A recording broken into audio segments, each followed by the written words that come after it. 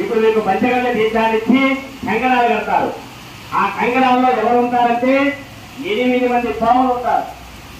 వాళ్ళు ఎవరంటే వాసుకి, కర్కాటక, పస్కోటక, అనంత, కేతు, తక్షక, శంఖపాణ అనేటువంటి గుడిక అనేటువంటి సర్పములన్నీ కూడా ఆ రక్షాసూత్రంలో ఉంటాయి.